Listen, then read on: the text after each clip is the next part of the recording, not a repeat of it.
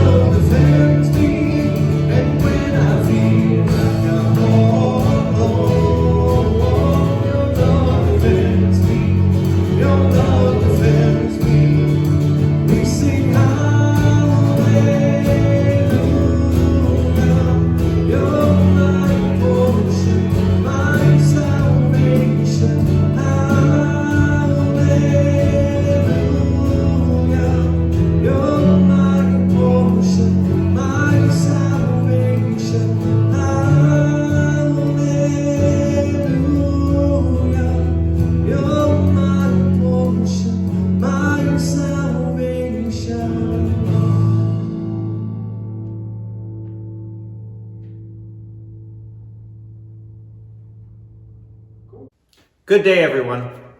Can you ever think of a time when somebody talked you into something? Maybe they talked you into buying something that you regret or doing something that was not very smart. Somebody that was real good at convincing you to do something. Right after Aaron and I bought our first house, and right after we had our first baby, Hannah, we were laying around one weekend, pretty tired, and somebody came to the door. And what they were selling was a water filtration system. Now, it would double as a water softener, and it would filter your water so that it was good to drink. Now, I don't know about you, I grew up with a water softener, and then when you don't have a water softener and you take a shower, it feels different than when you do. So it sounded pretty exciting to me because our new house did not have a water softener or obviously a water filtration system.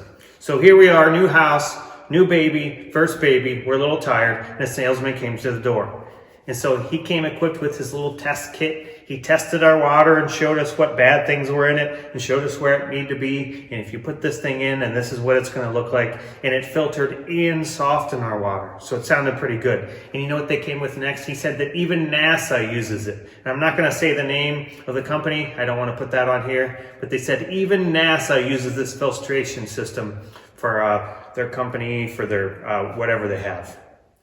And it was very expensive. It wasn't just like going to Lowe's or Home Depot and buying just a regular water softener. It filtered your water too so you could drink it. And even though it's expensive, they said you can get a loan from us and you can make payments. And then you have this and you really don't care about your pets and your family or whatever if you don't get this thing.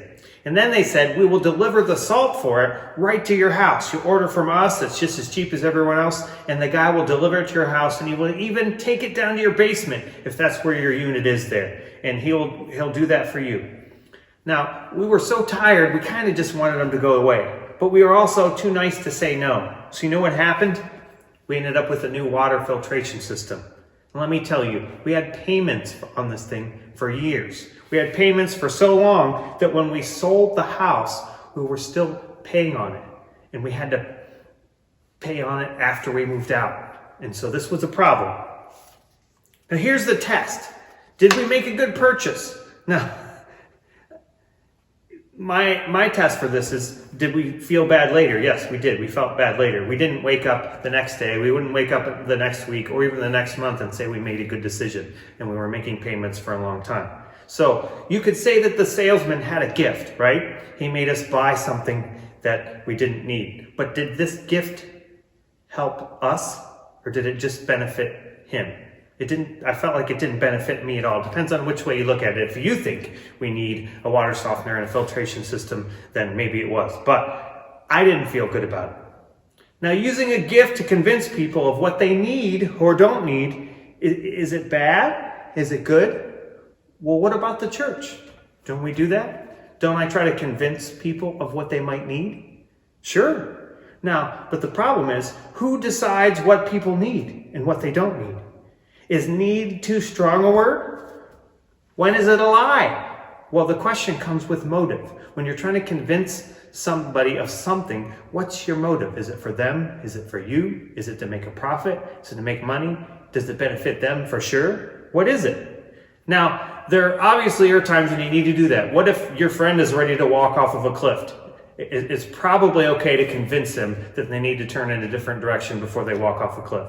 It's probably okay to say they need that, and it's our decision. But when we make up the supposed cliff that they could be walking off, but we're a skilled enough salesman to convince them that there's a cliff, then our motives are probably all wrong. We're just talking about ourselves and how we can convince somebody of something. And so there's a gift that you can have and you can use for good or bad. Now let's look at some spiritual gifts and gifts from God that we have in the Bible. And in this series, where we're doing 1 Corinthians 13, I told you we're going to go in order. Last week was the verse 13, faith, hope, and love. And now we're doing verses 1 and 2. Now, I don't know if you looked at any of this or you started to memorize it. Well, I did, and so here goes nothing. And we're going to read 1 Corinthians chapter 13, verses 1 and 2. I'm going to try to do it from memory. If I speak in the tongues of men or of angels, but do not have love, I am only a resounding gong or clanging cymbal. And if I have the gift of prophecy and can fathom all mysteries and all knowledge, and if I have a faith that can move mountains, but do not have love, then I am nothing. Did you get that? So today we're going to look at the little three things in that. There's three gifts there. Sometimes people call them spiritual gifts, but basically they're gifts from God. And we're going to look at each one, and that's going to be our 3 points today. But let's do that one more time so you get it. If I speak in the tongues of men or of angels, but do not have love, I am a resounding gong or a clanging cymbal. And if I have the gift of prophecy and can fathom all mysteries and all knowledge, and if I have a faith that can move mountains, but have not love, I am nothing. That's 1 Corinthians chapter 13, verses 1 and 2. Now the first one we want to look at in that, number 1, is the gift of speech, or tongues, as they say in this verse. So the gift of speech, or tongues. Now, what is the gift of speech? Now, a generic way to put it is to say that somebody has a lot to say, and they look good saying it, or they say it in a way that you want to hear it. So, have you ever heard of a smooth talker? Do you know people that are smooth talkers? When you look up kind of that definition, what's a smooth talker? It says talking in a friendly and pleasant way that is not completely honest or sincere. Smooth talking salesman or smooth talking politician, we don't necessarily think of those as good things because we say that's not completely honest, but we will say that having the gift of speech isn't necessarily a bad thing. You can use that for good, right? But when it's bad is when the person speaking is in love with theirself more than the subject that they're talking to. That's when it's bad, when they have a motive that's different than to help you. There are definitely good versions of it. Think about Martin Luther King Jr. Didn't he have a famous speech? The I Have a Dream speech? He was trying to spur people on to be better, to not leave things the way they were. He did want the people to do something, but he wanted it for them. What about Abraham Lincoln when he did the Gettysburg Address? The same thing. He's talking about things that happened. He's talking about the Battle of Gettysburg, and he said, we need to be better. We need to move on from this. We need to learn from this. And he wanted to convince people to do that. What about FDR, Franklin Roosevelt? He talked about the speech that talked about the day of infamy when Pearl Harbor was attacked. Did he have a goal in that speech? Yes. He wanted to convince his country that things needed to be different, and because of what happened, we needed to go to war. And he was very convincing, and we went to war. Now, did these people, were they trying to get people to do something? Were they trying to get them to think a certain way? Yes, they were. But if you knew their motives, they wanted it for people. It's because they loved people and they wanted better for them and they thought that's what they needed, so they convinced them what to do. And they had the gift of speech. But what's the key there? It was the motive. They loved the people that they were speaking to more than themselves. They wanted better for the subject. So the gift of speech can be used for good, can be used for bad. The second gift, number 2, the gift of insight. And here it says the gift of prophecy. Now, when we think of prophecy, we think of people predicting stuff that's going to happen later, but that's not what the Apostle Paul's talking about here. He's talking about insight into spiritual truth. It involves the understanding of divine mysteries, also genuine knowledge of the traditions and principles of the Christian faith, and so it means they have great insight into the Bible, into all things that are happening. A generic way of looking at this is saying that someone knows many things and they look smart. Think about it. If they have insight, they know a lot of stuff and they can give you insight on it and they look smart. Now, I had a 10th grade math teacher, Mr. Heist. And when I first met the guy, he was an assistant basketball coach. He was very simple. He didn't look that bright. He didn't appear to me as a guy that would know a lot of things. But then he spoke in class, and he had this way. And if you didn't understand it, he described it in a different way. He talked about a dump truck, and he talked about the wheels on the dump truck and how it moved, and he talked about it on angles and slopes. And when he got done, I felt like he knew a lot about the subject, and he could explain it to me in a way that I could understand because he had insight on it. And so even though the first impression was not smart, the impression was when I was done is that he had a gift. He had a gift of insight that he could share with others. Now here's the thing. What did he want to do with that? Did he just want to be a good teacher? Did he want to look good? Or did he care about me and want me to learn this stuff? I felt like he wanted to learn this stuff. And again, there's the key. Without love, a gift is nothing. If you want it for yourself, if you want to just look smart, then it's nothing. I could explain to you complicated theology and where it took you and all the things you could do with it. And you could nod your heads on Sunday and say, oh yeah, that sounds smart. Oh, that's brilliant. I've never thought of it that way. Oh, I remember one time. And you could do all this stuff. And then you could leave and go home and be no closer to God. Now that would be a useless gift on my part. Now, if I truly love you and want the best for you and explain something to you in a way that you can understand and helps you get closer to God, now that's truly a gift. Now love helps me do that. My love for you, my love for God, all that can help me make the gift truly a gift. The last one in this verse, 3, the gift of faith. And now, faith can be a general term, but in this instance, faith just means with your faith you can accomplish big things. That's how I think about this. The faith to accomplish big things. Let me ask you a question. Some people are just good at doing big things, about believing that God will help them, but believing that God will give them the right things to help them with their quest. Now, what if we build a giant church? What if we grow this and we run out of room and make the church bigger and we keep growing and we keep growing? What if we end up having the biggest church in Columbia Station, in the township and the city and everything? And what if we're so big as a church and we have so many people that we donate money to the school because the community is growing? And what if we donate so much money to the school that they build a new school? And what if they build the new school and then they put our name on part of it and they dedicate it to us? And what if because of that and our name being on it, that our church gets even bigger because people know that we did a good thing? And then what if we fall in love with ourselves because we've done such good things, but we don't love people? And then what if we do all the stuff, the big church, the school, the name on it, all the things, feel good about ourselves? And then no one, as a result of any of this, learns about Jesus or gets any closer to God. What good is that gift? There's no love in it. There's no leading anywhere. The motive's not right. The motive's just to do church really well so we grow. That's not a good motive. The motive of, I love people so much that I don't want to see them perish. I love people so much that I want them to know about God and live their best lives possible. Now that's a good motive. That's love. Though faith should work wonders and move mountains, unless love provides the motive for it, there's nothing but a big external display, a big show, a big look what we've done. Even sometimes we can do it for selfish reasons and then just kind of point to God. Yeah, but God helped me do it. Well, let me tell you this. God didn't really help you do it if you didn't have love as the motive in the first place. If you're not doing it for the people receiving the gift. That's not what God wants. So here we have these gifts. And you can do great things with them with the right motives. You can even do some things that appear big with the wrong motives. But love is the key to it all. Now think about this. Why did Paul talk about these things to the Corinthians? Why did he do this? You see, in Corinth, they had a knack and a flair for the spectacular. They liked the gifts that looked good.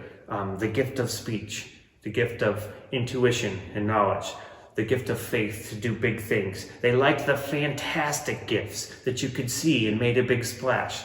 And people that didn't have them were jealous of the people that had those gifts. It's just what it was. In other words, if they were on a football team, they'd want to be the quarterback, or they'd want to be the one that scored the winning touchdown. They'd want to get all the credit. They want this big show. They want to be important. They wanted to be the hero and to look good. Now that's what the Corinthians were prone to, and that's why he wrote this chapter to them, talking about love being the key. See, love is the opposite of self-importance or self-display. It's for others. Everyone is capable of doing it, and it's for others.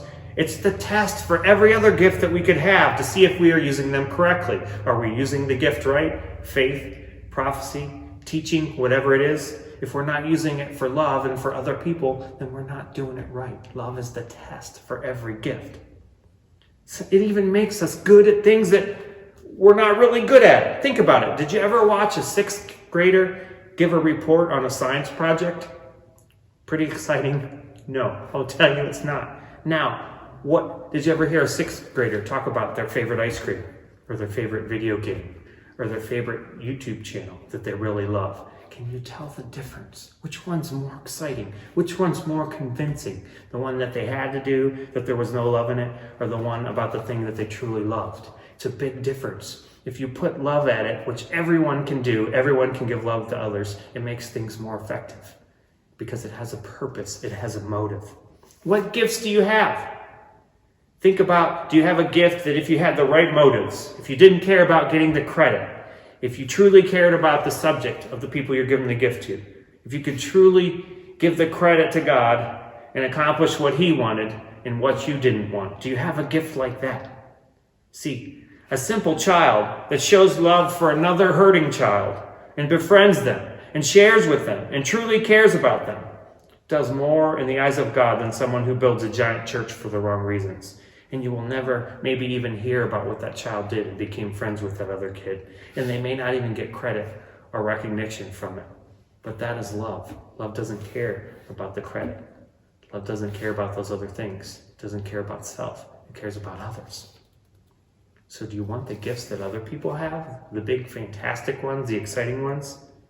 Do you feel like you don't even have any gifts? Like, oh, I'm not good at anything?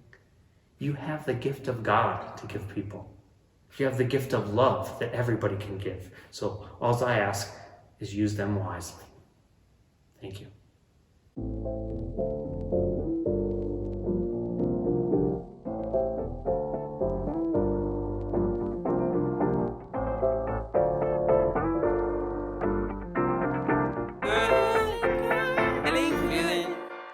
Hey, feeling good, like I should. When in dark, I walk around the neighborhood. Feeling blessed, never stressed. Got that sunshine on my Sunday best. Yeah, hey, every day can be a better day despite the challenge. All you gotta do is leave it better than you found it.